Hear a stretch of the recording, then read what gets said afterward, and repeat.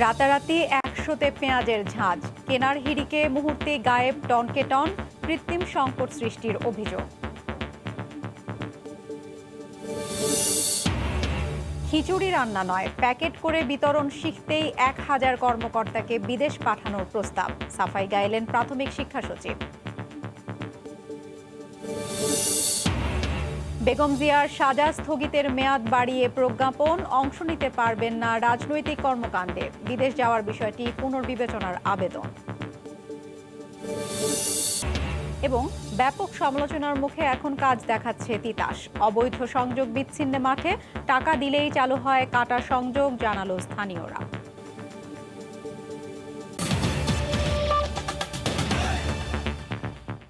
সময় সংবাদের সঙ্গে আছি আমি হাফসাতুন্নেসা। রাতারাতি ১০০-তে উঠল পেঁয়াজের ঝাঁজ, পড়ে গেছে কেনার হিড়িক। ভারত গতকাল রপ্তানি বন্ধের ঘোষণা দেওয়ার পর থেকেই হু হু করে বাড়তে থাকে দাম। সরবরাহ থাকলেও রাজধানীর শ্যামবাজার আড়তে কয়েক ঘন্টা বিক্রি বন্ধ রাখা হয়। গেল বছর পেঁয়াজের দর ঠেকেছিল ৩০০ টাকা কেজি। সেই আতঙ্কে এবার ভারতের পেঁয়াজ রপ্তানি বন্ধের খবর শোনার পরপরই বাজারে হুমড়ি খেয়ে পড়েছেন ক্রেতা। চাহিদার অতিরিক্ত পেঁয়াজ কিনছেন বেশিরভাগ ক্রেতা, তাই দামও বাড়ছে লাফিয়ে লাফিয়ে। সব টাকা পেঁয়াজের দাম বাড়তি আজকে পেঁয়াজ নিয়ে গেছে 5 কেজি। ইন্ডিয়া যদি এক্সপোর্ট বন্ধ করে দিয়েছে, এই কারণে আসা আর কি। আজকে মনে হয় বাজার বেশি হয় না, যার এক পাল্লা তাই দেয় 3 পাল্লা। যেভাবে পাবলিক কিনতে আছে আর যেভাবে মনে গাড়ি পদ্ধতি দিছে, বর্ডার পদ্ধতি দিছে, তাতে মনে হয় 100 টাকা হইতে পারবো না। কালকে বেশি 5 বস্তা বেচতে পারিনি কালকে। আজকে একদিনে আমি বেচছি 10টা, আরেকজন বেচতে 20টা, কেউ 50টা বেচছে। পুরান ঢাকার শ্যামবাজারের পাইকারি আড়ত আরও এক কাঠি সরেস। সরবরাহ সত্ত্বেও কয়েক ঘন্টার জন্য বিক্রি করেনি আড়তদাররা। পাইকারি ক্রেতাদের অভিযোগ, কৃত্রিম সংকট সৃষ্টির অপচেষ্টা করছে আড়তদাররা। কোনো করে মালই বেচে না বা মাল বেচা হবে না। যেই মাল আসলে মনে করেন কালকে নিয়েছি 47-45, আর এই মাল আজকে হয়ে গেছে আপনার 80-85। প্রত্যেক ঘরে ঢুকে দেখলাম গোডাউনে ভালো মালই আছে। এখন ইন্ডিয়ান পেঁয়াজ বলতেছে যে বন্ধ করেছে, গতকালকে গেছে 35 টাকা, আজকে কেজিতে 17 টাকা 18 টাকা বেড়ে যাবে। এলজির পেঁয়াজ বন্ধ করছে, ইন্ডিয়া এমনি বন্ধ করছে, আবার এলজির পেঁয়াজও বন্ধ করে দিছে। তো পেঁয়াজের তারিখে পেঁয়াজ যারা কিনছে এরা পেঁয়াজ আটকে হয়ে গেছে, ওই পেঁয়াজ ইন্ডিয়া ছাড়বো না, তাহলে পেঁয়াজের দাম বাড়বই। এদিকে বাজার অস্থির হওয়ার খবরে অতিরিক্ত দামে পেঁয়াজ বিক্রি ঠেকাতে অভিযানে নেমেছে ভোক্তা অধিকার সংরক্ষণ অধিদপ্তর। কৃষি বিভাগের তথ্য অনুযায়ী চলতি বছর উৎপাদন হয়েছে প্রায় 24 লাখ মেট্রিক টন পেঁয়াজ। এর মধ্যে সংরক্ষণ দুর্বলতায় পচে যায় 30%, যা প্রায় 7.5 লাখ মেট্রিক টন। বাংলাদেশ ব্যাংকের তথ্য বলছে ইতোমধ্যে ভারত থেকে 8 লাখ মেট্রিক টনের বেশি পেঁয়াজ আমদানি হয়েছে। এসব পরিসংখ্যান বলছে দেশে পেঁয়াজের কোনো ঘাটতি নেই। সাজিদ রাজু, সময় সংবাদ, ঢাকা। পেঁয়াজের বাজারের সবশেষ খবর জানাতে এই মুহূর্তে রাজধানীর কারওয়ান বাজার আছেন রিপোর্টার সানবীর রূপল এবং চট্টগ্রামের কাজীর দেউরিতে আছেন রিপোর্টার শফিকুল আলম। আমরা প্রথমেই যাচ্ছি রূপলের কাছে। রূপল, পেঁয়াজের আগুন দামে অস্থির হয়ে উঠেছে বাজার। সেই বাজারের সকালবেলা থেকে ঘন্টায় ঘন্টায় যেখানে দাম বাড়ছিল, তবে স্বস্তির কথা হচ্ছে এখন বিকেল নাগাদ কিন্তু দাম আর দুপুরের পরে বাড়েনি। অর্থাৎ 90 টাকা কেজি দরে দেশি পেঁয়াজ বিক্রি হচ্ছে পাইকারি বাজারে, আর ভারতীয় পেঁয়াজ যেটি 60 টাকা কেজি দরে পাইকারি বাজারে বিক্রি হচ্ছে। তবে এখন বিকেলের দিকে ক্রেতা তুলনামূলক হুমড়ি খেয়ে পড়ছে না, তবে যার অল্প সংখ্যক ক্রেতা এখনও কিন্তু বিভিন্ন জায়গায় দোকান থেকে পেঁয়াজ কিনে নিচ্ছে। মাঝখানে বেশ কিছু সময়ের জন্য আমরা দেখেছিলাম যে অনেক দোকানদার কিন্তু বেচাকেনা বন্ধ করে দিয়েছিল, তবে আবার কিন্তু যতটুকু তাদের এখানে সরবরাহ আছে সেই সরবরাহ সবটুকু দিয়ে তারা বেচা বিক্রি করছেন। তবে বিক্রেতাদের ক্ষোভ কিন্তু তুঙ্গে, আবার ক্রেতাদের ক্ষোভও কিন্তু তুঙ্গে, যে একদিকে হচ্ছে ভারত পেঁয়াজ বন্ধ করে দিয়েছে, অন্যদিকে দেশীয় পেঁয়াজের যে সরবরাহ সেই সরবরাহও কিন্তু যতটুকু দরকার ততটুকু বলছেন যে তারা পাচ্ছেন না। তবে আগামী কয়েকদিনের মধ্যে এই দামটি কত গিয়ে ঠেকবে সেটি আসলে বলা যাচ্ছে না, যদি না বিকল্প বাজার থেকে পেঁয়াজের আমদানি করা যায়। তবে গত বছরের যে অভিজ্ঞতা, সেই অভিজ্ঞতা হচ্ছে যে 200, 250, 350 টাকা পর্যন্ত, 280 টাকা পর্যন্ত কিন্তু পেঁয়াজ বিক্রি হয়েছিল গত বছরে, এবং সেই পেঁয়াজ এখন পর্যন্ত আজকে যেহেতু খুচরা পাইকারি বাজারে 90 টাকা দেশি পেঁয়াজ, সেটি অবশ্যই খুচরা বাজারে নিশ্চয়ই যে এর মধ্যে 100 বা 100 বেশি ছাড়িয়ে গেছে। তবে ক্রেতারা যেটুকু বলছেন যে বাজার মনিটরিং যেমন জরুরি, তেমনি বিকল্প বাজার থেকে খুব দ্রুতই যদি পেঁয়াজ আমদানি করা হয় তাহলেই কেবল স্বস্তি মিলবে এই পেঁয়াজের বাজারে। আর না হলে নিত্য প্রয়োজনীয় এই পণ্যটি দাম যেভাবে বাড়ছে সেটি আসলে তাদেরকে আরও বেশি ভোগাবে। ক্রেতাদের এই ভোগান্তি সেদিকে সরকারের যেমন নজর দেওয়ার জন্য তারা দাবি জানিয়েছেন, তেমনি বিক্রেতারাও সরবরাহ স্বাভাবিক করার জন্য আমদানিকারকদের সাথে দ্রুতই আলোচনা করে পেঁয়াজ আমদানি করার জন্য দাবি জানিয়েছেন। তবে এর মধ্যে বাণিজ্য মন্ত্রণালয় কিন্তু বেশ কিছু উদ্যোগ নিয়েছে। তারা আমদানিকারকদের সঙ্গে একটি বৈঠকের আয়োজন করেছে। আজকে সারাদিনে কারণ বাজারে 2টি টিম মনিটরিং করার জন্য এসেছিলেন এবং সকালবেলা কিন্তু 2 জন ব্যবসায়ীকে জরিমানা আদায় করেছেন। তো তারপর থেকে কিন্তু এখন পর্যন্ত আর কোনো টিম বা তদারকি আমরা দেখতে পাইনি। বাণিজ্য মন্ত্রণালয়ের পরবর্তী পদক্ষেপের উপরে নির্ভর করছে পেঁয়াজের দাম স্বস্তিতে থাকবে নাকি আরও বেশি অস্বস্তি অবস্থা সৃষ্টি করবে ক্রেতাদের জন্য। এই ছিল কারণ বাজারের পেঁয়াজের বাজারের খবর। আমরা চলে যাচ্ছি চট্টগ্রামে, সেখানে আছেন আমাদের সহকর্মী শফিকুল আলম, তিনি জানাবেন পেঁয়াজের খবর। যেটি বলতে পারি যে পেঁয়াজের দাম যে বেড়েছে তার প্রভাব কিন্তু খুচরা বাজারেও কিছুটা পড়েছে। চট্টগ্রামে যে কাজের দেউরি রয়েছে সেই কাজের দেউরিতে পেঁয়াজ বিক্রি হচ্ছে মানভেদে 65 থেকে 70 টাকা 72 টাকা পর্যন্ত বিক্রি হচ্ছে, যদিও সেটি সকালে আরও কম ছিল এবং গতকালে বলা যায় একেবারে 55 টাকা 50 টাকায় বিক্রি হয়েছিল পেঁয়াজ।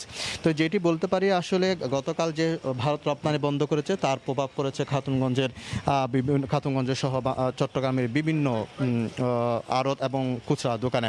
তবে একটি আশ্বাস পাচ্ছি, সেটি হচ্ছে চট্টগ্রামের অন্তত 25টি প্রতিষ্ঠান প্রায় 12,000 মেট্রিক টন পেঁয়াজ আনার অনুমতি পেয়েছে, সেটি আমরা নিশ্চিত করতে পেরেছি। অর্থাৎ তারা সেটি এলসিও রেডি করেছে এবং সে মালগুলো হয়তো 10-12 দিনের মধ্যে হয় চট্টগ্রাম বন্দরে আসতে পারে, এরকম একটা তথ্য আমাদের কাছে আছে এবং তারা সেটি নিশ্চিত করেছেন। 12টি প্রতিষ্ঠান প্রায় 10,000 মেট্রিক টনের মতো পেঁয়াজ আনবে। আর এই পেঁয়াজগুলো আনবে মূলত চীন, তুরস্ক, পাকিস্তান এবং মিয়ানমার থেকে। তবে মিয়ানমার থেকে যে পেঁয়াজগুলো আসবে সেগুলো হয়তো বিশেষ মর্যাদা বিশেষ বিবেচনায় কিন্তু সেই পেঁয়াজগুলো আনবে বলে আমরা জানতে পেরেছি। গতকাল যেখানে খাতুনগঞ্জে 45 টাকা 38 টাকা বিক্রি হয়েছিল পেঁয়াজ, সেটি আজকে সকাল থেকে কিন্তু সকালে বিক্রি হয়েছিল 55 টাকা 60 টাকা, কিন্তু সে দুপুর গড়াতে গড়াতে সেটি 65 টাকা। কিন্তু এখন এই মুহূর্তে খাতুনগঞ্জে কিন্তু 70 টাকা বিক্রি হচ্ছে পেঁয়াজ, বড় আকৃতি যে পেঁয়াজগুলো।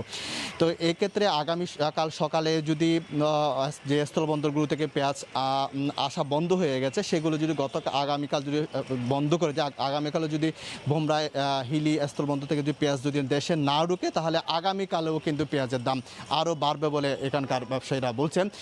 তবে খাতুনগঞ্জে আজকে কিন্তু একদিনের ব্যবধানে কিন্তু 15 থেকে 20 টাকা পর্যন্ত পেঁয়াজের দাম বেড়েছে। তবে যে চট্টগ্রামে যে সুখবর সেটি হচ্ছে 24টি প্রতিষ্ঠান 12,000 মেট্রিক টন পেঁয়াজ আনার একটি চুক্তি হয়েছে তাদের সাথে সরকারের, সেটি আসতে হয়তো 10-12 দিন সময় লাগতে পারে। তো এই ছিল আমার কাছে সর্বশেষ তথ্য। পেঁয়াজের বাজারের সবশেষ খবর জানাতে চট্টগ্রামের কাজীর দেউরি থেকে রিপোর্টার শফিকুল আলম। এর আগে কারণ বাজার থেকে সানভীর উপল যোগ দিয়েছিলেন আমাদের সঙ্গে। দেশে পর্যাপ্ত মজুদ থাকার পরও পেঁয়াজের লাগামহীন দাম নিয়ন্ত্রণে সরকারকে তৎপর হওয়ার তাগিদ দিয়েছেন বিশ্লেষকরা। তারা বলছেন বিকল্প উৎস থেকে পেঁয়াজ আমদানির দ্রুত পদক্ষেপ নিতে হবে। সেই সঙ্গে অসাধু ব্যবসায়ীরা যেন কৃত্রিম সংকট তৈরি করে বাজার অস্থিতিশীল করতে না পারে সেজন্য জোরদার করতে হবে কঠোর নজরদারি। যে পরিমাণ পেঁয়াজ আছে হয়তো আরো অনেক দিন আমাদের যে ভোক্তার যে চাহিদা সেটাকে পূরণ করা যাবে। বাজার কিন্তু অস্থিতিশীল হচ্ছে। বড় বড় ব্যবসায়ী যারা তারা যদি সরবরাহ আপনার কমিয়ে দেয়, দিয়ে একটা ক্রাইসিসের সুবিধা নিতে চায়, সেখানে গভর্নমেন্টকে আপনার এসে তাকে ধরতে হবে, পলিসি নিয়ে আসতে হবে যে বিকল্প উৎস থেকে আমরা আমদানি করতে পারি কিনা। সরকারের আগে থেকেই এই অন্তত প্রস্তুতি নেওয়া দরকার ছিল। তবে আজকে ঘোষণা দেওয়ার পর আজকেই যে পেঁয়াজের দাম বাড়বে এটা কিন্তু একটা ফেয়ার ঘটনা না। এখানে কিন্তু একটা কারসাজি হচ্ছে। মোবাইল কোর্ট হোক, সরকারের যে মেকানিজম গুলো আছে সেই মেকানিজম গুলোকে অত্যন্ত তৎপর রাখতে হবে। এদিকে কলকাতার বাজার থেকে মাত্র 1.5 ঘন্টায় ফুরিয়ে গেল বাংলাদেশের ইলিশ। উপহার হিসেবে পাঠানো প্রথম চালানের 20 মেট্রিক টন ইলিশ কলকাতায় পৌঁছাতেই শুরু হয়ে যায় কাড়াকাড়ি। পদ্মার ইলিশ পেয়ে উচ্ছ্বসিত কলকাতার মানুষ। পশ্চিমবঙ্গের সবচেয়ে বড় মাছের আড়ত হাওড়া বাজার থেকে সহকর্মী সুব্রত আচার্যের রিপোর্ট। অবসান ঘটল দীর্ঘ প্রতীক্ষার। পুজোর আগে পশ্চিমবঙ্গের বাঙালিদের জন্য পৌঁছে গেছে বাংলাদেশের উপহার। মঙ্গলবার সকাল 9টায় পশ্চিমবঙ্গের মাছের আড়ত হাওড়া বাজারে যখন ইলিশের গাড়িগুলো ঢুকছিল তখন বাঙালির মুখে এই চওড়া হাসি। বাংলাদেশ সরকারের কাছে ধন্যবাদ জানাই যে তারা পুজোর উপলক্ষে আমাদেরকে গত বছর 500 মেট্রিক টন মাছ দিয়েছিল, এই বছর ওরা আমাদেরকে 1500 মেট্রিক টন মাছ আবার দিয়েছে। সারা দিন বাজারে কিন্তু জমজমাট থাকে যখন এই বাংলার মাছ আসে। পাইকারি বাজারে পদ্মার ইলিশ তুলতেই শুরু হয়ে যায় কাড়াকাড়ি। মাত্র 1.5 ঘন্টায় উধাও সব মাছ। পাইকারি বাজারে 500 গ্রাম ইলিশ বিক্রি হয় 900 রুপিতে, আর 1 কেজি ওজনের ইলিশ বিক্রি হয় 1200 রুপি। এখন পর্যন্ত তো বেশি দাম আছে, এরপরে যদি আছে দাম কমবে। আমাদের দেশে এখন ইলিশ নেই বলে তাই বাংলা ইলিশটা চলছে, পদ্মার ইলিশ খুব নাম করা। এর আগে উত্তর 24 পরগনার পেট্রাপোল সীমান্ত থেকে ভারতে প্রবেশ করে বাংলাদেশ থেকে যাওয়া 20 মেট্রিক টন ইলিশের চালান। এবছর ধাপে ধাপে বাংলাদেশ থেকে আসবে আরও 1430 মেট্রিক টন ইলিশ। আগামী 1 মাস জুড়েই হাওড়ার এই ভারতের বৃহত্তম মাছের পাইকারি বাজারে এরকমভাবেই জমজমাটি বিক্রি হবে বাংলাদেশ থেকে আসা পদ্মার ইলিশ। আর এখানকার ব্যবসায়ীরা থেকে যারা ইলিশ খেকো বাঙালি তারা উন্মুখ হয়ে থাকবেন এই পদ্মার ইলিশের জন্য। কলকাতার হাওড়া বাজার থেকে সুব্রত আচার্য, সময় সংবাদ। দেশীয় প্রজাতির মাছ ও প্রাণী সংরক্ষণ এবং উন্নয়নে গুরুত্ব দেওয়ার নির্দেশ দিয়েছেন প্রধানমন্ত্রী শেখ হাসিনা। সকালে রাজধানীর শেরেবাংলা নগরের এনইসি সম্মেলন কক্ষে অনুষ্ঠিত একনেক সভায় গণভবন থেকে ভার্চুয়ালি যুক্ত হয়ে তিনি এই নির্দেশ দেন। জাতীয় অর্থনৈতিক পরিষদের নির্বাহী কমিটি একনেকের সভায় মোট 534 কোটি 34 লাখ টাকা ব্যয়ে 4টি প্রকল্পের অনুমোদন দেওয়া হয়েছে। 2020-21 অর্থবছরের 8ম একনেক সভায় অনুমোদিত প্রকল্পগুলো হলো 106 কোটি টাকায় গৃহায়ন ও গণপূর্ত মন্ত্রণালয়ের অধীনে ঢাকা শহরের জন্য আরবান রেজিলিয়েন্স প্রকল্প, 147 কোটি টাকায় রাজশাহী বিশ্ববিদ্যালয়ের ভৌত অবকাঠামো উন্নয়ন, 202 কোটি টাকায় দেশীয় প্রজাতির মাছ ও শামুক সংরক্ষণ ও উন্নয়ন প্রকল্প রয়েছে।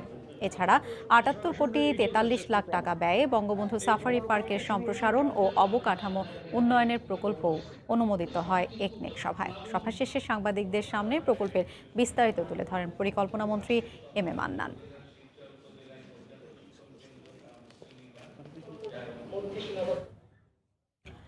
অন্য প্রসঙ্গ, দেশেই চিকিৎসা নিতে হবে, যেতে পারবেন না বিদেশে। এই 2 শর্তে বেগম খালেদা জিয়ার সাজা স্থগিতের মেয়াদ আরও 6 মাস বাড়িয়ে প্রজ্ঞাপন জারি করেছে স্বরাষ্ট্র মন্ত্রণালয়।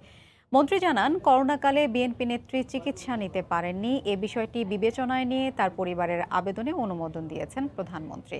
বেগম জিয়ার আইনজীবীর প্রত্যাশা, বিদেশ যাওয়ার বিষয়টিও সরকার পুনর্বিবেচনা করবে।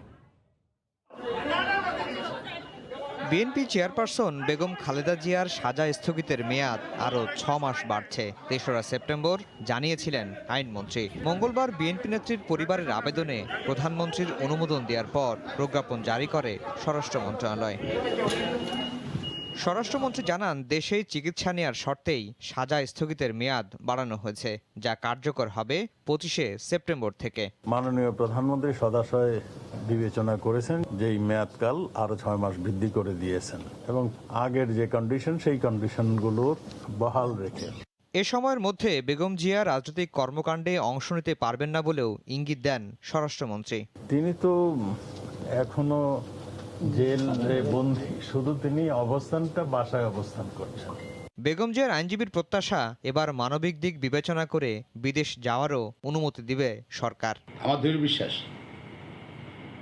শারীরিক অবস্থা, এই শারীরিক অবস্থায় যদি বিদেশে তার চিকিৎসার প্রয়োজন হয়, উনি এবং ডাক্তাররা যদি মনে করে, পরবর্তীতে সরকার অবশ্যই সে অনুমতি দেবে। দুর্নীতির 2 মামলায় 17 বছরের দণ্ডপ্রাপ্ত বেগম খালেদা জিয়ার সাজা স্থগিত করে 25শে মার্চ 6 মাসের জন্য মুক্তি পান। সাজা স্থগিতের মেয়াদ আরও 6 মাস বাড়ায় আগামী বছরের 25শে মার্চ শেষ হবে মুক্তির মেয়াদ। আফজার হোসেন, সময় সংবাদ, ঢাকা। আওয়ামী লীগের সাধারণ সম্পাদক ওবায়দুল কাদের বলেছেন, দেশে 2 ধারার রাজনীতি চলছে। একদল 71-এর ধারা উন্নয়নের রাজনীতি করে, আর 47-এর ধারা করে দেশকে পিছিয়ে দেওয়ার রাজনীতি করছে আরেক দল। সকালে দলের বিজ্ঞান ও প্রযুক্তি উপকমিটির জয় বাংলা টেলিমেডিসিন অ্যাপ উদ্বোধনী অনুষ্ঠানে অনলাইনে যুক্ত হয়ে একথা বলেন তিনি। একদিকে মুক্তিযুদ্ধের চেতনা, সমৃদ্ধ বাংলাদেশ বিনির্মাণে অগ্রযাত্রা, অপরদিকে সাম্প্রদায়িক ভাবধারা দেশকে পিছের দিকে নিয়ে যাওয়ার অপচেষ্টা। জয় বাংলা টেলিমেডিসিন মোবাইল অ্যাপের মাধ্যমে রোগী ডাক্তারদের সাথে যোগাযোগ করতে পারবে সহজে এবং প্রয়োজনীয় চিকিৎসা সেবা গ্রহণ করতে পারবে। খিচুড়ি রান্না শিখতে নয়, প্যাকেট করে বিতরণ শিখতেই 1000 কর্মকর্তাকে বিদেশ পাঠানোর প্রস্তাব করা হয়েছে বলে সাফাই গাইলেন প্রাথমিক শিক্ষা মন্ত্রণালয়ের সিনিয়র সচিব মোহাম্মদ আকরাম আল হোসেন। তিনি জানান, এর মাধ্যমে কিভাবে প্রাথমিক পর্যায়ের শিক্ষার্থীদের মিড ডে মিল বাস্তবায়ন করা যায় সেই পদ্ধতিও জানবেন কর্মকর্তারা। এ বিষয়ে পরিকল্পনা কমিশন কিছু ব্যাপারে জানতে চেয়েছে জানিয়ে সচিব আরও জানান, সবকিছুর জবাব দেয়া হবে।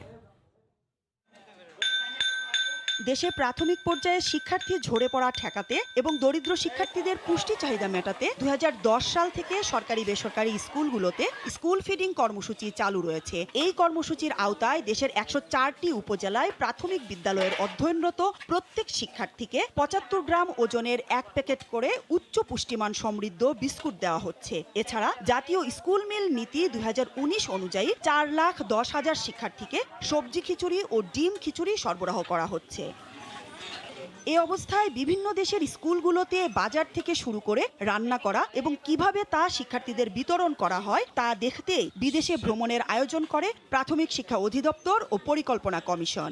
2023 সাল পর্যন্ত আমরা একটা পরিকল্পনা প্রণয়ন করেছি। সেই পরিকল্পনার অংশ হিসাবে আমরা একটি প্রকল্প দাখিল করেছি। এখানে আমরা 3 দিন বিস্কুটের প্রভিশন রেখেছি এবং 3 দিন আমরা রান্না করা খাবার। তো রান্না করা খাবারের মধ্যে যেহেতু খিচুড়িটা সবচেয়ে প্রোটিন সমৃদ্ধ, সেই জন্য আমরা ওইটা। বিদেশে প্রশিক্ষণের প্রস্তাবিত প্রাইমারি স্কুল ফিডিং প্রোগ্রামে 5 কোটি টাকা বরাদ্দ চাওয়া হয়েছে। খিচুড়ি রান্না করতে শুধু বিদেশে প্রশিক্ষণ নয়, স্থানীয়ভাবে প্রশিক্ষণের জন্য 10 কোটি টাকা বরাদ্দ চেয়েছে প্রাথমিক শিক্ষা অধিদপ্তর। স্কুল শিক্ষার্থীদের রান্না করা সবজি খিচুড়ি বা ডিম খিচুড়ি সরবরাহের কাজে 1000 জন সরকারি কর্মকর্তাকে বিদেশে প্রশিক্ষণের জন্য পাঠাতেও চায় প্রাথমিক শিক্ষা অধিদপ্তর। খিচুড়ি রান্না প্রশিক্ষণের জন্য নয়, সরজমিন অভিজ্ঞতা নিতেই বিদেশে কর্মকর্তাদের প্রশিক্ষণের ব্যবস্থা রাখার প্রস্তাব দেওয়া হয়েছে বলে সাফাই দেন প্রাথমিক ও গণশিক্ষা সচিব। কিভাবে বিভিন্ন দেশে মিড ডে মিল চালু আছে সেই বিষয়গুলো কিভাবে তারা ম্যানেজ করছে, সেই বিষয়গুলোকে অভিজ্ঞতা অর্জন করার জন্য একটা কম্পোনেন্ট আছে যে বিদেশে কর্মকর্তাদের দিয়ে সেই প্রশিক্ষণ নিয়ে আসার, সেটা আছে। কিন্তু খিচুড়ি রান্না করে কিভাবে রান্না করে সেটার জন্য কোনো আমরা বিদেশি লোক পাঠাচ্ছি না। এ সময় তিনি আরও জানান, এ বিষয়ে পরিকল্পনা কমিশন থেকে কিছু ব্যাপারে জানতে চাওয়া হয়েছে, তার জবাব দেয়া হবে। এরপর এটি একনেকে চূড়ান্ত অনুমোদনের জন্য উঠবে বলেও জানান সচিব। মৌসুম ইসলাম, সময় সংবাদ, ঢাকা। ব্যাপক সমালোচনার মুখে অবশেষে কাজ দেখানো শুরু করেছে তিতাস। অবৈধ সংযোগ বিচ্ছিন্নে মাঠে নেমেছে তারা, কিন্তু স্থানীয়রা অভিযান চলাকালে কর্মকর্তাদের সামনেই বলেছেন, টাকা দিলেই জুড়ে যায় কাটা পড়া সংযোগ। একজন দুজন নয়, খিলগাঁওয়ের শেষ প্রান্তে অবস্থিত শেখের বাজার এলাকার কয়েক হাজার মানুষ ব্যবহার করতেন অবৈধ সংযোগ। মূল সংযোগ থেকে খালের নিচ দিয়ে লাইন নিয়েছেন তারা। গত মার্চে একই এলাকায় একই লাইন উচ্ছেদ হয়েছে। মঙ্গলবার সেখানে আবারও চলেছে অভিযান। সংযোগ বিচ্ছিন্নের সময় স্থানীয়রা বলছিলেন, টাকা দিলেই জোড়া লাগে বিচ্ছিন্ন সংযোগ। অভিযানের 7 দিনের মাথায় আবারও জুড়ে গেছে লাইন। আমরা সাধারণ মানুষ সবাই টাকা দিয়া উঠায়া আমরা সবাই আবার টাকা দিয়া লাগাই, কিন্তু শুধু আমাদের 75 নং ওয়ার্ডই অবৈধ না, 73 আছে, 74 আছে। আমরা এটাই আমাদের এলাকার এই লোকজন উঠায় আমরা অফিসে জমা দিই। গ্যাসের অফিসে জমা দিলে আমরা এটা লাগাই দেন, তারপর আবার কেটে ফেলাই। কিন্তু নাম জানেন না? নাম তো জানি না। অভিযানের এক পর্যায়ে কর্মকর্তারা স্থানীয়দের জেরার মুখে পড়েন। আমরা বৈধ চাই, আমাদেরকে সরকারের কাছে দাবি আমাদেরকে বৈধ করে দেন। তবে এসব বিষয়ে কোনো কথা বলতে রাজি হয়নি কর্তৃপক্ষ। করোনার কারণে গত মার্চ থেকে অভিযান বন্ধ ছিল। নারায়ণগঞ্জে মসজিদে বিস্ফোরণের পর সমালোচনার মুখে আবারও শুরু হলো অবৈধ সংযোগ উচ্ছেদের কাজ। আতিকুর রহমান তমাল, সময় সংবাদ, ঢাকা। কারাগারের নিরাপত্তা জোরদার উড়ো চিঠি বা ফোন কলের জেরে নয় বলে দাবি করলেন স্বরাষ্ট্রমন্ত্রী আসাদুজ্জামান খান কামাল। কাশিমপুর কারাগারে থেকে যাবজ্জীবন সাজা পাওয়া কয়েদির পালানোর ঘটনায় তদন্ত কমিটির সুপারিশেই এ পদক্ষেপ বলে দাবি মন্ত্রীর। যদিও রোববার পাঠানো কারা অধিদপ্তরের চিঠিতে বন্দি ছিনিয়ে নেওয়ার হুমকির কথা বলে নিরাপত্তা বাড়ানোর নির্দেশ দেওয়া হয়। এদিকে কাশিমপুর কারাগার থেকে সিনিয়র জেল সুপার জাহানারা বেগমকে বদলি করা হয়েছে। 13 সেপ্টেম্বর কারা মহাপরিদর্শক স্বাক্ষরিত চিঠি পাঠিয়ে কারা নিরাপত্তা জোরদারের তাগিদ দেওয়া হয়। চিঠিতে বিশেষ ফোর্স গঠন ও অস্ত্র নিরাপত্তা, সিসিটিভি পর্যবেক্ষণ ব্যবস্থা, জঙ্গি, আইএস, শীর্ষ সন্ত্রাসী ও সংবেদনশীল মামলায় আটক বন্দীদের গতিবিধি কঠোর নজরদারিতে রাখা সহ 18টি নির্দেশনা দেওয়া হয়। এর পেছনে দুষ্কৃতিকারীদের জঙ্গি বন্দী ছিনিয়ে নেওয়ার হুমকি দিয়ে চিঠি পাঠানো এবং ফোন কলকে কারণ হিসেবে উল্লেখ করা হয়। কাশিমপুর কেন্দ্রীয় কারাগারের কারারক্ষীরাও এমনটাই জানেন। কারাগারের মূল ফটকের ভিতরে এখান থেকে বহিরাগত কোনো লোক একবারই ঢুকবে না। আগে আপনার 4টা কারাগার এখানে 10জন 12 জন ছিল, এখন সর্বমোট মিলে প্রতি ওয়াজ আমরা 20 জনের মতো কাজ করতেছি। তবে মঙ্গলবার সকালে জাতীয় সংসদ প্রাঙ্গণে মুজিব বর্ষ উপলক্ষে বৃক্ষরোপণ শেষে স্বরাষ্ট্রমন্ত্রী জানান, কারা নিরাপত্তা জোরদারের সাথে উড়ো চিঠির সম্পর্ক নেই। পুরো চিঠি কিংবা কোনো ধরনের মিথ্যা বিভ্রান্তিমূলক প্রচারণায় স্বরাষ্ট্রমন্ত্রী টেনশন দেয় না এবং এটা নিয়ে আমরা করি না। আমরা সবসময় সজাগ আছি। তদন্ত অনুযায়ী আমরা ব্যবস্থা গ্রহণ করার জন্য কারা কর্তৃপক্ষে বলেছি এবং কারা কর্তৃপক্ষে আরও নির্দেশনা দেওয়া হয়েছে যে এই ধরনের ঘটনা যেন আর পুনরাবৃত্তি না ঘটে। সেই জন্য সিকিউরিটি থেকে আরম্ভ করে যা যা করার প্রয়োজন, আপনার ওই যে আধুনিক যে ব্যবস্থা, সিসিটিভি ক্যামেরা এবং অন্যান্য যে সমস্ত ব্যবস্থা, সেইগুলো যেন ঢেলে সাজানো হয়। যাবজ্জীবন সাজাপ্রাপ্ত কয়েদি আবু বকর সিদ্দিক গত 6ই আগস্ট কাশিমপুর কেন্দ্রীয় কারাগার থেকে পালিয়ে যায়। এরপর কারা অধিদপ্তরের কমিটি কারাগারের 20 কর্মকর্তা ও কর্মচারীর বিরুদ্ধে শাস্তিমূলক ব্যবস্থা নেওয়া সহ বেশ কিছু সুপারিশ করে। ওমর ফারুক, সময় সংবাদ, ঢাকা। 20 মামলার পরও ধরাছোঁয়ার বাইরে ব্রুনাইয়ে মানব পাচার চক্রের মূল হোতা মেহেদী হাসান বিজন। ভুক্তভোগীরা জানান, মামলা করায় উল্টো তাদের ভয় ভীতি দেখানো হচ্ছে। দালাল চক্রটি গেল কয়েক বছরে প্রত্যেকের কাছ থেকে 3 থেকে 6 লাখ টাকা নিয়ে প্রায় 5000 শ্রমিককে অবৈধভাবে ব্রুনাই নিয়ে যায়। কিন্তু সেখানে কাজ না থাকায় অধিকাংশই দেশে ফেরত আসতে বাধ্য হয়েছেন। কেউ কেউ ব্রুনাইয়ে মানবেতর জীবনযাপন করছেন। ইকরাম হোসাইনের রিপোর্ট। আমি এখন রাস্তা ঘুরি, এরা বড় কমপ্লেন দিয়েছিলাম এম্বাসি অফিসারে চাপ দিছে, পরে এই পাসপোর্টটা নিয়ে যায় রাখি নরম আমার টিকিট টাকাটা এয়ারপোর্টের ভিতরে ঢুকাই দিছে। আমি আসছি দেশে, আমার এখন 15 লক্ষ টাকা ঋণ, আমি ঋণের যন্ত্রণায় বাড়িতে থাকতে পারি না। নির্যাতনে একটা আঙ্গুল হারিয়েছেন মাসুদ। এটা তো তার কাছে এখন মামুলি ব্যাপার। জীবনটাই যেখানে দুর্বিষহ। 7 লাখ টাকা ঋণ নিয়ে ব্রুনাই গিয়েছিলেন উন্নত জীবনের আশায়। সব স্বপ্ন ধুলোয় মিশে গেছে। গল্পটা শুধু নরসিংদীর মাসুদ মিয়ার নয়, দালালদের খপ্পরে পড়ে সর্বস্ব হারিয়েছেন কয়েক হাজার মানুষ। ব্রুনাই থেকে কোনো মতে ফেরত আসলেও পাওনাদারদের ভয়ে যেতে পারছেন না গ্রামের বাড়িতে। স্ত্রী পুত্র সন্তানদের সাথে আমি কোনো যোগাযোগ করতে পারি না। যোগাযোগ করলে বলে দিয়ে দেওয়ার বাপের সাথে কথা কয়, ওদেরকে চাপ দিলে টাকা পাওয়া যাইব। আমি টাকা ঋণের চাপে মানুষের সাথে মুখ দেখাতে পারি না, টাকার চাপে বাড়িতে অশান্তি, মা অসুস্থ, বাবা অসুস্থ, সব দিক দিয়ে আমি কষ্টে আছি। হাজার হাজার লোক না খাইয়া পড়তেছে, মসজিদে দিন জীবনযাপন করতেছে। দক্ষিণ পূর্ব এশিয়ার ছোট্ট দেশ ব্রুনাই এখন মানব পাচারের অন্যতম বড় রুট। সেখানে কাজ করে কয়েকটি চক্র। তার মধ্যে মেহেরপুরের মেহেদী হাসান বিজন একটি চক্রের মূল হোতা। 5 থেকে 7 বছর আগে শ্রমিক হিসাবে ব্রুনাই গিয়ে পিকআপ চালাতেন বিজন। ধীরে ধীরে মানব পাচারের সঙ্গে যুক্ত হয়ে বনে যান কোটি কোটি টাকার মালিক। গত বছর সেখানে কয়েকজন শ্রমিকের মামলার পর ব্রুনাই সরকার তার ভিসা বাতিল করে। কয়েক মাস জেল খাটার পর তাকে বাংলাদেশে ফেরত পাঠানো হয়। তারা ওইখানে বিলাসিতা জীবন যাপন করে। মেহেদী হাসান বিজন, সে তো আমাদের রেখা দেশে চলে গেছে, ভিসা ছাড়া, পাসপোর্ট ছাড়া অবৈধভাবে ব্রুনাইতে আসছি। যে একটা সমস্যার মধ্যে ফেলে গিয়েছে, এর একটা সুস্থ বিচার চাই আমরা।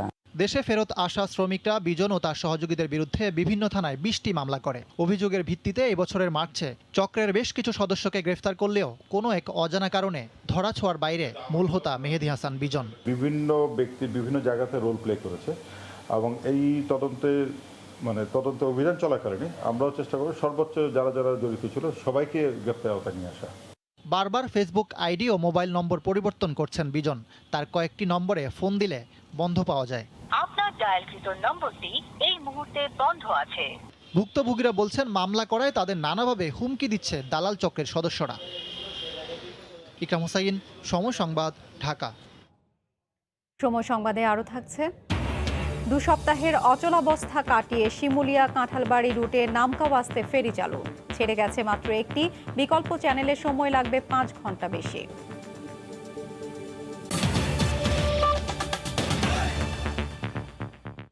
দ্বিপক্ষীয় এয়ার বাবল চুক্তির মাধ্যমে ভারতের সঙ্গে বন্ধ হওয়া বিমান যোগাযোগ পুনরায় শুরুর প্রক্রিয়া শুরু করেছে সিভিল এভিয়েশন। এই চুক্তি হলে নির্দিষ্ট শর্তে সমান সংখ্যক যাত্রী 2 দেশে বিমানে যাতায়াত করতে পারবেন। তবে যাত্রীরা ভারত বা বাংলাদেশ হয়ে তৃতীয় কোনো দেশে যেতে পারবেন না। কূটনৈতিকদের পাশাপাশি প্রাথমিকভাবে ব্যবসায়ী ও রোগী এই 2 ক্যাটাগরির যাত্রী ভ্রমণের সুযোগ পাবেন। আর স্বাস্থ্য ঝুঁকি বিবেচনায় নিয়ে চুক্তি করার পরামর্শ বিশ্লেষকদের। বিস্তারিত জানাচ্ছেন হাজেরা শিউলি। 16 জুন থেকে পর্যায়ক্রমে 12টি আন্তর্জাতিক গন্তব্যে বাংলাদেশের সরাসরি ফ্লাইট চালু হয়, কিন্তু করোনা ভাইরাসের প্রকোপ না কমায় এখনও বাংলাদেশের সঙ্গে ভারতের স্বাভাবিক বিমান যোগাযোগ শুরু হয়নি। যদিও যুক্তরাষ্ট্র, যুক্তরাজ্য, ফ্রান্স, কানাডা সহ বিশ্বের 8টি দেশের সঙ্গে আন্তঃরাষ্ট্রীয় এয়ার বাবল চুক্তি করে বাণিজ্যিক ফ্লাইট শুরু করেছে ভারত। এবার বাংলাদেশের সঙ্গেও আকাশপথে বন্ধ দ্বার খুলতে চায় দেশটি। এয়ার বাবল অ্যারেঞ্জমেন্টে আমরা কাজ করছি। যেই যাত্রীরা বাংলাদেশে আসবে এদের ডেস্টিনেশন শুধু বাংলাদেশই থাকবে, অথবা যারা ভারতে যাবে আমাদের দেশ থেকে ভারতেই থাকবে। ভারতে ফ্লাইট চালাতে প্রস্তুত দেশি বিমান সংস্থাগুলো। যদি ভারত সম্মত হয় সেই ক্ষেত্রে ভারতের ফ্লাইট আমরা চালাবো, আমাদের বিভিন্ন ডেস্টিনেশনে আমাদের যাব। আমাদের তো এখন এয়ারক্রাফটের সমস্যা নাই। বর্তমানে বিমান যোগাযোগ সীমিত হওয়ায় বিভিন্ন দেশের সঙ্গে এয়ার বাবল চুক্তি হলে বাংলাদেশ লাভবান হবে বলে মনে করেন এই বিশ্লেষক। যত বেশি সংখ্যক দেশের সাথে ট্রাভেল বাবল করতে পারবো, আমাদের প্যাসেঞ্জার পরিবহন, কার্গো পরিবহন সব ব্যাপারে আমাদের কিন্তু একটা অনেক সুযোগ সুবিধার সৃষ্টি করবে। প্রতি বছর প্রায় 20 লাখ বাংলাদেশি শিক্ষা, চিকিৎসা, ব্যবসায়িক কাজ ও ভ্রমণে ভারতে যান, আর বাংলাদেশে আসেন প্রায় 5 লাখ ভারতীয়। হাজেরা শিউলি, সময় সংবাদ, ঢাকা। সীমান্তে সেনা সমাবেশ মিয়ানমারের নতুন পায়তারা বলে মনে করছেন কক্সবাজারের সচেতন মহল। আন্তর্জাতিকভাবে চাপ প্রয়োগের মাধ্যমে মিয়ানমারের এই অপতৎপরতা বন্ধের ব্যবস্থা নেওয়ার দাবি জানিয়েছেন তারা। গত 11 সেপ্টেম্বর মিয়ানমার সেনাবাহিনীর হাজারখানেক সদস্য বাংলাদেশ সীমান্তের নাফ নদীর তীর, মোংডো 1 নম্বর জেটি এবং কানিংচংয়ে নির্মাণাধীন অর্থনৈতিক অঞ্চলে অবস্থান নেয়। 2017 সালের পর থেকেই মিয়ানমার বারবার সীমান্তে সৈন্য সমাবেশ, গুলিবর্ষণ ও ভয়ভীতি সঞ্চার করে আসছে, যা রোহিঙ্গাদের মাঝে ভীতি সঞ্চার করে প্রত্যাবাসন বিমুখতা তৈরি করা বলে মনে করছেন সচেতন মহল। রোহিঙ্গাদেরকে যাতে ফেরত নিয়ে আনা যায়, তাদের বিমুখ করার জন্য এই প্রক্রিয়াটা করা হচ্ছে। আমরা আশা করব আমাদের সরকার এই ব্যাপারে কড়া প্রতিবাদ জানাবে এবং ভবিষ্যতে যাতে মিয়ানমার সরকার এ ঘটনা না করে তার জন্য আমরা সোচ্চার থাকবে। নিরাপত্তা বিশ্লেষকরা মনে করেন রোহিঙ্গা ইস্যুটি বারবার আন্তর্জাতিক মহলের প্রাধান্য পাচ্ছে, তাই মিয়ানমার এই ইস্যুকে ভিন্ন খাতে প্রবাহিত করার চেষ্টা চালাচ্ছে। তাদের উপস্থিতি ওখানে বজায় রাখা বেশি করে, যে রোহিঙ্গা জিনিসটাকে নিয়ে বিশেষ করে আইসিসিতে আসছে, আইসিজেতে আসছে, আন্তর্জাতিক বিভিন্ন সেদিন আসিয়ানের সম্মেলনেও, আসিয়ান পররাষ্ট্রমন্ত্রীদের সম্মেলনেও বিষয়টা আলোচনা হয়েছে। সীমান্তে এই ধরনের অপতৎপরতা বন্ধে আন্তর্জাতিকভাবে মিয়ানমারকে চাপ প্রয়োগ করা প্রয়োজন বলে মনে করছেন রোহিঙ্গা প্রতিরোধ ও সংগ্রাম পরিষদের এই নেতা। বারবার সৈন্য সমাবেশ ঘটিয়ে এবং উস্কানিমূলক অবস্থা অবলম্বন করে মিয়ানমার সরকার সত্যিকার অর্থে রোহিঙ্গা প্রত্যাবাসন এবং আন্তর্জাতিক যে প্রেশার তাদের উপর আছে ওইটা ভিন্ন খাতে প্রভাবিত করার জন্য তারা চেষ্টা করতেছে। মিয়ানমার সেনাবাহিনীর নির্যাতনে 2017 সালের 25 আগস্টের পর প্রাণ ভয়ে পালিয়ে এসে বাংলাদেশে আশ্রয় নেয় 7.5 লাখের বেশি রোহিঙ্গা। কিন্তু প্রত্যাবাসন ইস্যুতে দুদেশের মধ্যে চুক্তি হলেও এখনও একজন রোহিঙ্গাকেও ফেরত নেয়নি মিয়ানমার। সময় সংবাদ, কক্সবাজার। দ্রুত খরচ হয়ে যেতে পারে, ব্যাহত হতে পারে আর্থিক নিরাপত্তা, এমন আশঙ্কা থেকেই ধাপে ধাপে পাটকল শ্রমিকদের পাওনা পরিশোধের সিদ্ধান্ত থেকে সরে এসেছে সরকার। প্রধানমন্ত্রী এমন নির্দেশনা দেওয়ার পর চলতি অর্থ বছরেই একসঙ্গে সব টাকা দেয়া হবে বলে জানিয়েছেন বস্ত্র ও পাটমন্ত্রী। তবে অতীত অভিজ্ঞতা সুখকর না হওয়ায় পাটকল বেসরকারীকরণ না করে বিকল্প চিন্তা করতে সরকারের প্রতি আহ্বান জানিয়েছেন শ্রমিকরা। বহু আলোচনা সমালোচনার পর অব্যাহত লোকসানের দোহাই দিয়ে চলতি বছরের 1 জুলাই একসঙ্গে 25টি পাটকল বন্ধ করে দেয় সরকার। পাওনা অর্থ পরিশোধ নিয়ে দফায় দফায় আন্দোলন আর সরকারের সঙ্গে আলোচনা চলে শ্রমিকদের। এরপর অন্যরকম এক সকাল দেখল পাটকল শ্রমিকরা। ডেমরার করিম জুট মিলে পাওনা পরিশোধ অনুষ্ঠানে 17 লাখ টাকার চেক হাতে পেয়ে অভিভূত এক শ্রমিক। সরকারের এমন উদ্যোগকে সাধুবাদ জানালেও এখনো কাজ হারানোর কষ্টে আছেন। কিছুটা সংশয় পাটকল বেসরকারীকরণ নিয়েও। কাজ করে অন্তত কম পাই আর বেশ পাই, আমরা শান্তিতে ছেলে মেয়ে নিয়ে দুটো খাইতে পারবো। আর যদি মালিকানায় দেয় তাহলে আমরা মনে হয় ওই ধরনের 1 বছর 6 মাস চালায়া পরে আবার বন্ধ করে দেবো। চাকরি চলে গেছে, মারা গেছে, সে পয়সা পায় না, এই সিরিয়া দিতে নিতে পারে না। যেই নেই আমাদের কাজের যদি তারা মূল্যায়ন করে, আমাদের ঠিকমতো বেতন দেয়, ঠিকমতো আমাদের শ্রমের মূল্য দেয়, তাহলে আমরা কাজ করব। দীর্ঘমেয়াদে শ্রমিকদের আর্থিক সুরক্ষা দিতেই একসঙ্গে অর্থ পরিশোধের সিদ্ধান্তের কথা জানান বস্ত্র ও পাটমন্ত্রী। আর কর্মক্ষম শ্রমিকদের আয়ের সংস্থানে পরিকল্পনা গ্রহণের আশ্বাস শ্রম ও কর্মসংস্থান প্রতিমন্ত্রীর।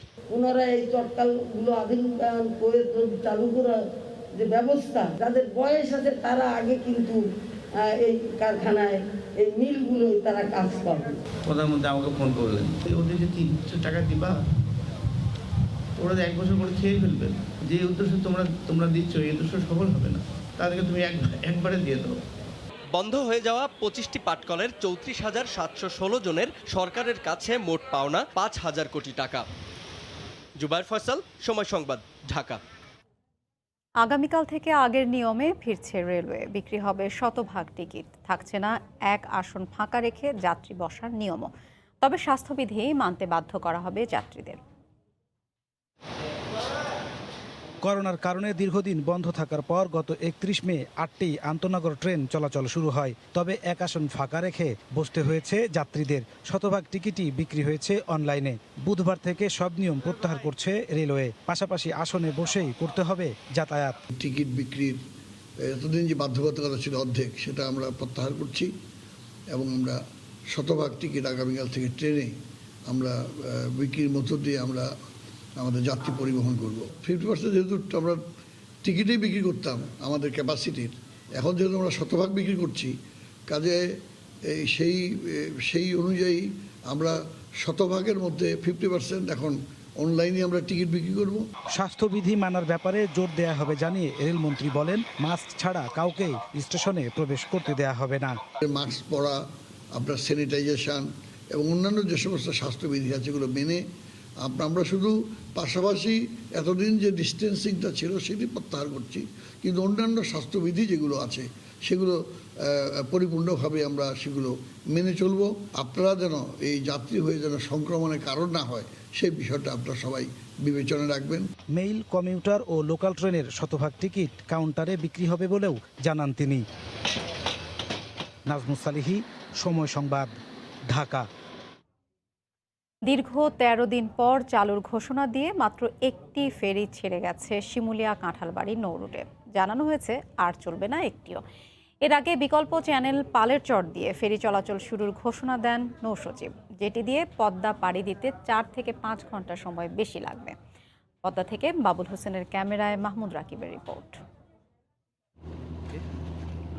তখনও শিমুলিয়া ও কাঁঠালবাড়ি ঘাটের দুপাড়েই প্রায় সব ফেরি নোঙর করা, অথচ নৌ মন্ত্রণালয়ের সচিব, বিএডব্লিউটিএ ও বিএডব্লিউটিসির চেয়ারম্যানকে নিয়ে নৌরুট পরিদর্শন শেষে ফেরি চলাচল শুরু হয়েছে বলে জানান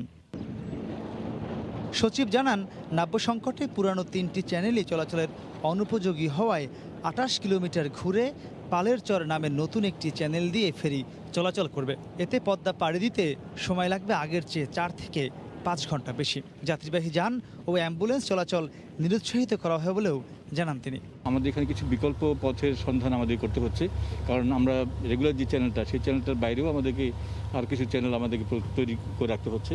আজকে সেই বিকল্পগুলো দেখার জন্য মূলত আমরা আজকে এখানে এসেছি। ফেরি চলাচলের ঘোষণার পর বিএডব্লিউটিসির চেয়ারম্যান জানান, স্রোত নয়, নাব্য সংকটই ফেরি চলাচলে মূল বাধা। স্রোতের কারণে তো ওই ইয়েটা ভাঙে, মানে পাশে যে বালুর বড় বড় স্তূপ চরগুলি আছে এগুলি স্রোতের কারণে তো ভেঙে তো ওইখানে ওই চ্যানেলগুলিতে চলে আসে। স্রোতের জন্য আমাদের ফেরি স্রোতের কারণে বন্ধ হয় না। যদিও পালের চর চ্যানেলে কোনো নাব্য সংকট নেই, তারপরও নামকাওয়াস্তে ছাড়ে মাত্র একটি ফেরি। এতে ক্ষোভ জানান অপেক্ষারত মালবাহী যানের চালকরা। তাই 15 দিন এই ঘাটে বসা। এখন আজকে সকালে বলছেন আপনারা সবাই যে ফেরি সব ছাড়বে, শুরু হইবে আর কি, মানে ছাড়িয়ে দেব। তা ছাড়িয়ে দিতে যাইয়া একটা ফেরি ছাড়িয়া এখন পর্যন্ত একটা ফেরিও যে ছাড়েন নাই, ঘাট বন্ধ। তার মানুষের এই প্রচারগুলো দিয়া ক্ষমা হয়রানিগুলো করেন কা। আজকে 5টা দিন ধরে বসে আছি, আমাদের মহাজন তো কি মনে করে, তাদের তো টাকা যাচ্ছে। পরীক্ষামূলকভাবে ফেরি চলাচলের কথা বলে তা বারবার বন্ধ করে দেয় শিমুলিয়া কাঁঠালবাড়ির নৌরুটের যাত্রীরা আরও বেশি ভোগান্তিতে পড়ছেন।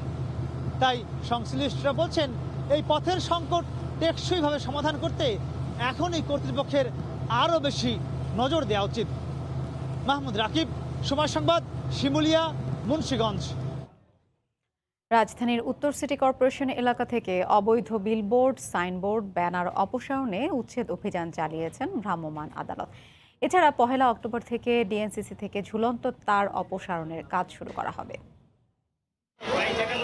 অবৈধ বিলবোর্ড, সাইনবোর্ড উচ্ছেদের চলমান অভিযানের অংশ হিসেবে মঙ্গলবার রাজধানীর গুলশান 1, 2, প্রগতি সরণি ও বনানী 11 নম্বর এলাকায় অভিযান চালায় ভ্রাম্যমাণ আদালত।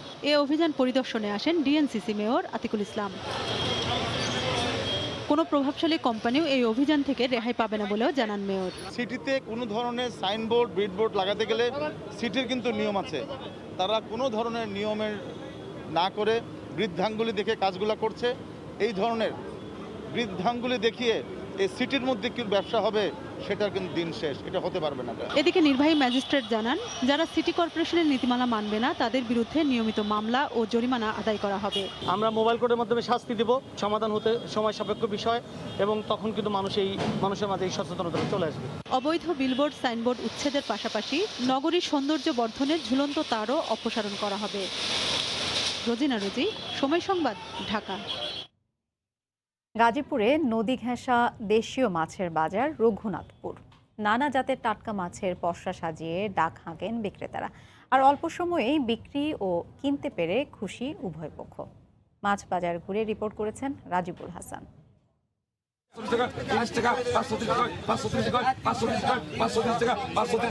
তুরাগ গোয়ালিয়া নদী থেকে রাতভর মাছ শিকার করে বাজারে তোলেন জেলেরা। রুই, কাতল, চাপিলা, পুঁটি সহ হরেক রকম মাছ কিনতে ভিড় করেন ক্রেতারা। অল্পক্ষণেই মাছ বিক্রি ও টাটকা মাছ সাধ্যের মধ্যে পেয়ে খুশি ক্রেতা বিক্রেতা। নদীর থেকে আসে তো, চকের থেকে আসে, ওই অল্প অল্প দিলে আমরা ডাইকা বেশি। চেলা এবং চেপলা অনেক মাছ, বিভিন্ন ধরনের মাছ স্বাভাবিকভাবে বিক্রি হয়। ডাকে বিক্রি করি যেমন 300 বলতাছে, 310 বলতাছে, যে বেশি বলবো আমরা তার কাছে বিক্রি করতেছি। আমি এখান থেকে কিনা বাউল মির্জাপুর বাজারে বিক্রি করি। মাছ স্থিতিশীল দামের মধ্যে আছে। ঐতিহ্যবাহী এ বাজারের নিরাপত্তায় প্রশাসনের সর্বোচ্চ সহযোগিতা রয়েছে বলে জানান ইজারাদার। এই বাজারে দূর দূরান্ত থেকে লোকজন আসে মাছ বিক্রি করতে, তাদের জন্য কোনো সমস্যা না হয় সেদিকে আমি সম্পূর্ণ সময় সতর্ক থাকি এবং প্রশাসনিকভাবে আমাদের সহযোগিতা যথেষ্ট আছে। মাত্র 2 ঘন্টা ব্যাপী চলা এই বাজারে প্রতিদিন প্রায় 1.5 লক্ষাধিক টাকার দেশীয় মাছ বেচা কিনা হয়। রাজিবুল হাসান, সময় সংবাদ, গাজীপুর। স্বাস্থ্য অধিদপ্তরের হিসেবে করোনায় আক্রান্ত হয়ে দেশে 43 জন মারা গেছেন। নতুন শনাক্ত হয়েছেন 1724 জন রোগী। এ নিয়ে দেশে মোট রোগীর সংখ্যা 3,41,056 জন।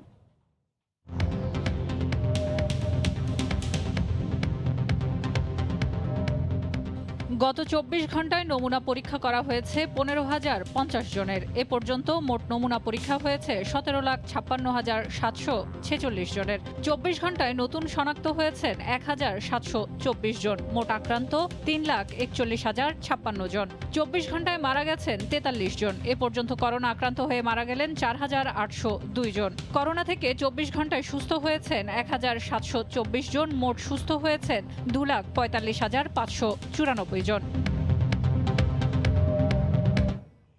নির্ধারিত সময়ের 20 দিন পেরিয়ে গেলেও লাইসেন্স নবায়ন করতে পারেনি 2/3 বেসরকারি হাসপাতাল। অল্প সময়ে একাধিক শর্ত পূরণ, অনলাইনে ফর্ম পূরণের জটিলতা, স্বাস্থ্য অধিদপ্তরের তীব্র জনবল সংকটে বিপাকে পড়তে হচ্ছে বলে দাবি করে বেসরকারি ক্লিনিক ও ডায়াগনস্টিক সমিতি। লাইসেন্স ফি কমানো, বছর বছর নবায়নের নিয়ম পরিবর্তন সহ প্রক্রিয়া সহজ করার আহ্বান মালিকদের। মুজাহিদ শুভর রিপোর্ট। লাইসেন্স নবায়নের জন্য শনিবার পর্যন্ত অনলাইনে আবেদনপত্র জমা পড়েছে 16,916টি।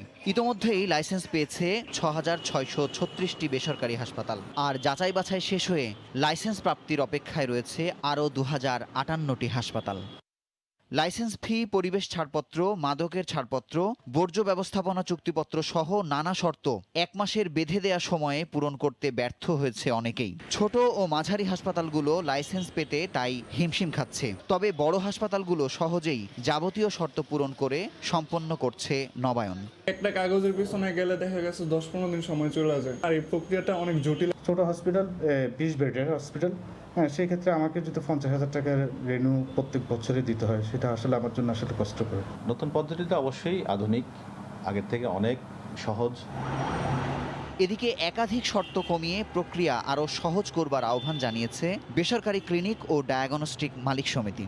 5,000 থেকে 50,000 যারা ছোটোখাটো ক্লিনিক বা ডায়াগনস্টিক রয়েছে, তাদের পক্ষে তো এত টাকা দিয়ে হয়তো সম্ভব নাও হতে পারে। প্রত্যেক কটা ক্লিনিকে যদি কম্পালসারি নার্কোটিক লাইসেন্স রাখতে হয়, এই লাইসেন্স পেতে পেতে কিন্তু 1 বছর 2 বছর লেগে যাবে। সর্বাত্মক সহযোগিতার পরও লাইসেন্স নবায়নের ক্ষেত্রে যারা গড়িমসি করবে তাদের বিরুদ্ধে কঠোর ব্যবস্থা গ্রহণের হুঁশিয়ারি দিয়েছে স্বাস্থ্য অধিদপ্তর। যদি একেবারে কেউ অনলাইনে প্রবেশ না করে, একেবারে যদি কারো লাইসেন্স না থাকে, সেগুলি বন্ধ করার ব্যবস্থা করে। লাইসেন্স নবায়নের ক্ষেত্রে পরিবেশের ছাড়পত্র অন্যতম একটি গুরুত্বপূর্ণ অনুষঙ্গ। অথচ দেশের প্রায় 17,000 হাসপাতালের কোনো মতে 200টির রয়েছে ইটিবি প্ল্যান্ট। এক্ষেত্রে ইটিবির জন্য আবেদনকারীদেরও এবার দেয়া হচ্ছে নবায়নের সুযোগ। মুজাহিদ শুভ, সময় সংবাদ।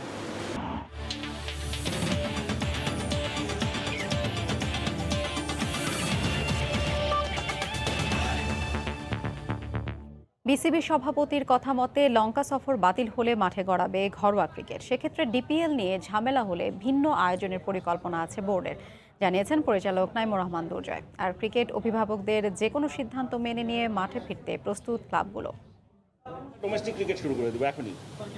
টাইগাররা আন্তর্জাতিক ম্যাচে না ফিরলেও দ্রুতই মাঠে গড়াতে যাচ্ছে ঘরোয়া ক্রিকেট। সেক্ষেত্রে মাঝপথে থেমে যাওয়া ডিপিএল চালু হওয়াটাই যুক্তিসঙ্গত। তবে করোনাকালে যে খাটে না স্বাভাবিক কোনো যুক্তি। 12টা ক্লাবকে এক হাতে সামলানো তো চারটিখানি কথা নয়, তাই ভিন্ন পথে হাঁটতে যাচ্ছে বোর্ড। সবাইকে মিক্স করে যদি আমরা ইন্টারনালি আমাদের যে কন্ট্রাকচুয়াল প্লেয়ার আছে এদের সঙ্গে বা এই বাঞ্চ অফ প্লেয়ার্স যদি আমরা ভাগ করে টিম বানিয়ে যদি খেলা হয়, সেটা হতে পারে। যদি কর্পোরেট হাউসগুলি এগিয়ে আসে, মেবি কর্পোরেট লিগ হতে পারে। অভিভাবক বিসিবি চাইলে প্রিমিয়ার লিগ খেলতেও পিছপা হবে না ক্লাবগুলো। তবে ক্রিকেটারদের স্বাস্থ্য ঝুঁকির কথা মাথায় রেখে বিসিবির সরাসরি তত্ত্বাবধানে টুর্নামেন্ট আয়োজন করাটাই হবে যৌক্তিক, মনে করেন এই ক্লাব কর্তা।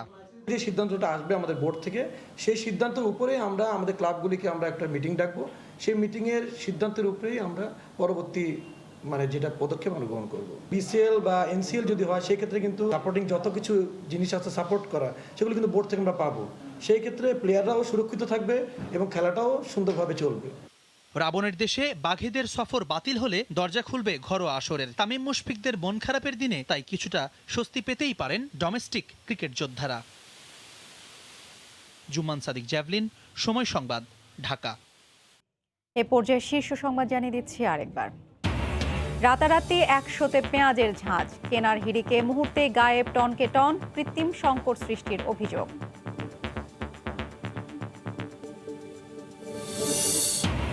খিচুড়ি রান্না নয়, প্যাকেট করে বিতরণ শিখতেই 1000 কর্মকর্তাকে বিদেশ পাঠানোর প্রস্তাব, সাফাই গাইলেন প্রাথমিক শিক্ষা সচিব। এবং বেগম জিয়ার সাজা স্থগিতের মেয়াদ বাড়িয়ে প্রজ্ঞাপন, অংশ নিতে পারবেন না রাজনৈতিক কর্মকাণ্ডে, বিদেশ যাওয়ার বিষয়টি পুনর্বিবেচনার আবেদন। এই ছিল এখনকার মতো, সঙ্গে থাকুন সময়।